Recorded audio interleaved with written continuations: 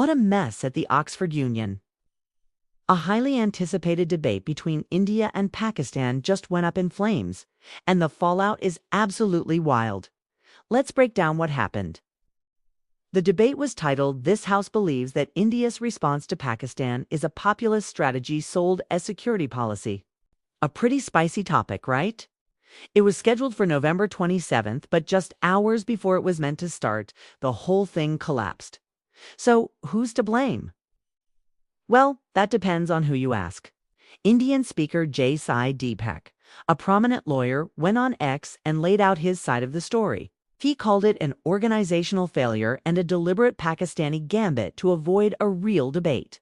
His account directly contradicts a statement from the Pakistan High Commission in London, which claims the Indian side backed out. According to Deepak, the event was rocky from the get-go. He pointed out that key positions at the Oxford Union, like the president and treasurer, were held by Pakistani nationals, including the alleged son of Pakistan's Minister of Defense Production.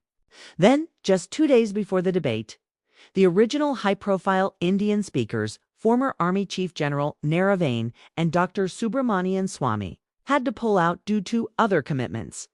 This left Deepak scrambling to find replacements. He managed to get Manu Kajoria and Pundit Satish K. Sharma, both based in the UK, to join the Indian side. They were ready to go.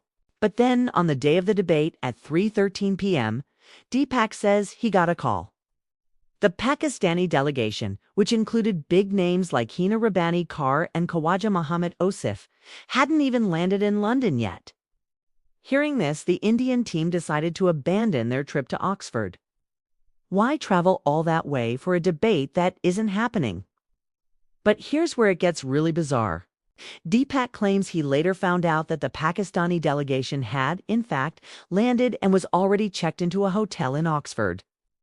This led him to launch a blistering attack, accusing the Pakistani side of deserting the battlefield before the battle even begins.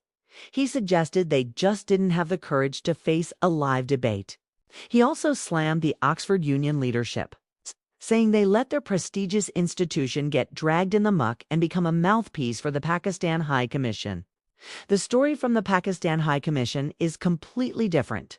They released a statement saying they regretted that the Indian delegation, which they still listed as General Naravain, Dr. Swamy and Sachin Pilot, had withdrawn at the last minute.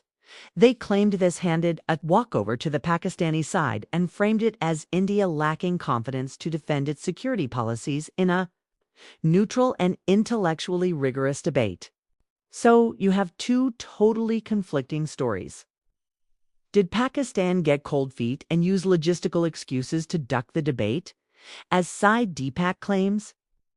Or did the Indian side pull out, as the Pakistan High Commission insists? Adding to the fire, Indian politician Priyanka Chaturvedi also weighed in on X, taking a jab at the Pakistani side. She wrote, "Pakistan is crying again over an Oxford Union debate. This is for the record. Once again, they have proved to be liars. Expecting any better from them was not even on my list. It's a classic he said situation, but on an international stage.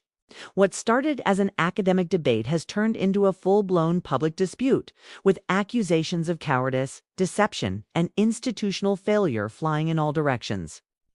One thing's for sure, the real debate is now happening online. It's far messier than anything that could have happened at the Oxford Union. What do you think really went down? Let me know your thoughts in the comments below. It's a fascinating and frankly farcical turn of events. Thanks for watching.